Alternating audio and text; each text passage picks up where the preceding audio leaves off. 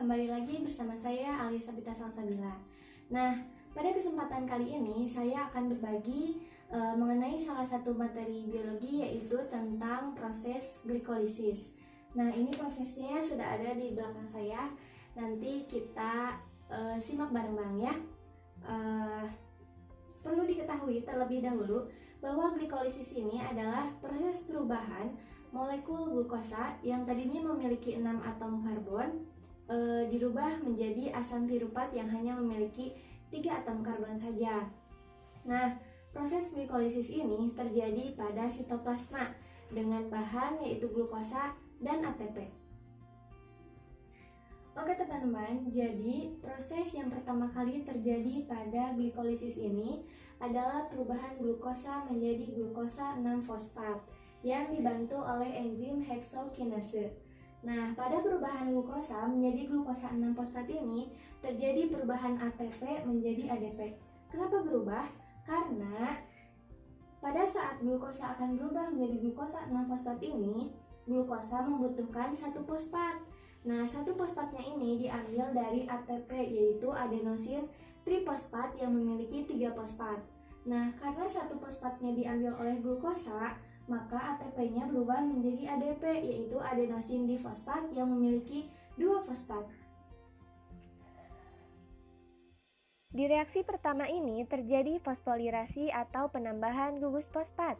Gugus fosfat yang ditambahkan ke dalam glukosa membawa energi tinggi karena didapatkan dari hidrolisis ATP. Karena itu, reaksi ini bukan merupakan reaksi dua arah. Jadi, produk yang dihasilkan berupa glukosa 6-fosfat tidak bisa melepaskan fosfat yang sudah ditambahkan kepada dirinya. Nah, proses yang selanjutnya adalah perubahan glukosa 6-fosfat menjadi fruktosa 6-fosfat.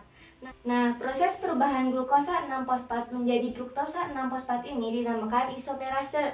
Apa itu isomerase? Yaitu molekul dengan rumus kimia yang sama tetapi strukturnya yang berbeda.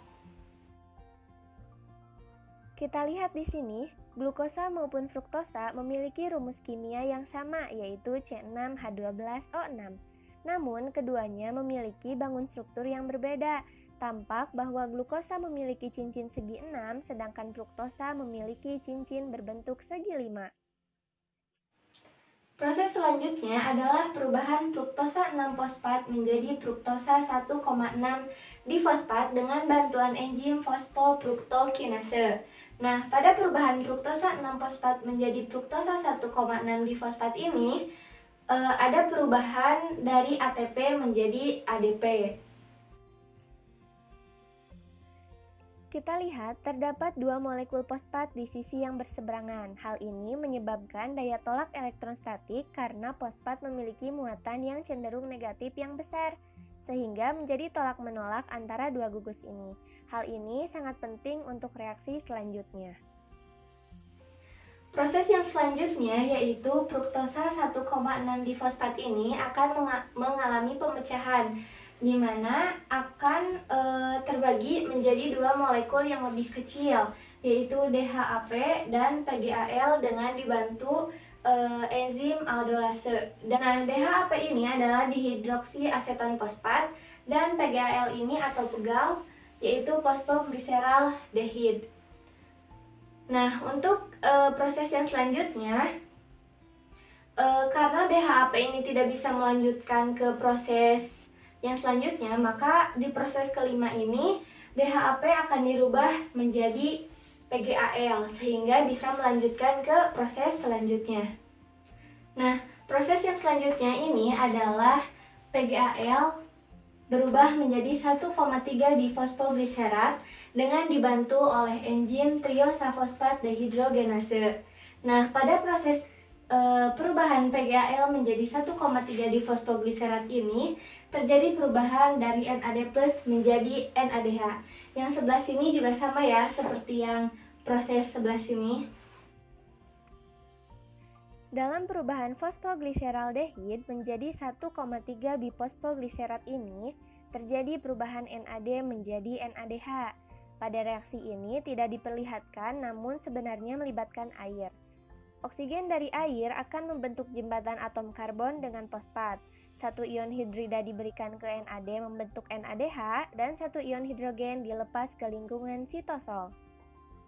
Selanjutnya, proses selanjutnya 1,3 difosfogliserat akan berubah menjadi 3 fosfogliserat dibantu oleh enzim fosfogliserokinase. Nah, pada prosesnya terjadi juga perubahan dari ADP menjadi ATP. Nah, jadi 1,3 difosfogliserat ini akan mengeluarkan satu fosfat ke ADP. Nah, ADP itu kan adenosin difosfat ya, memiliki 2 fosfat. Nah, karena diberi satu fosfat oleh 1,3 difosfogliserat, maka ADP-nya berubah menjadi ATP, yaitu adenosin trifosfat. Terlihat pada reaksi ketujuh ini terjadi reaksi bifosfolirasi di mana 1,3 bifosfogliserat menyumbangkan satu gugus fosfat ke ADP dengan hasil 3 fosfogliserat dan 1 ATP. Oke, next ya.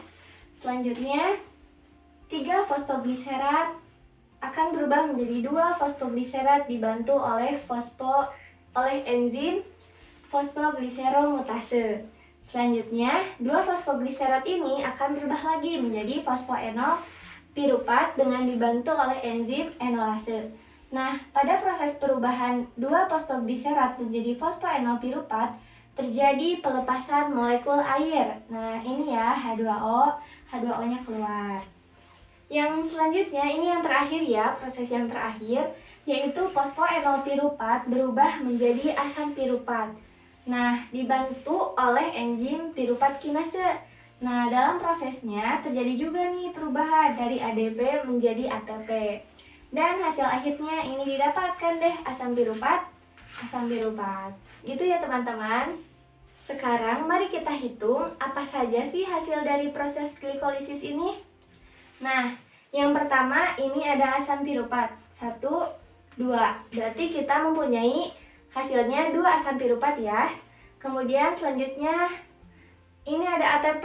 Ayo kita hitung yuk. 1, 2, 3, 4. Ada 4 ATP. Tapi karena pada awal proses kita menggunakan 2 ATP, ini sama ini ya, maka 4 itu dikurangi 2.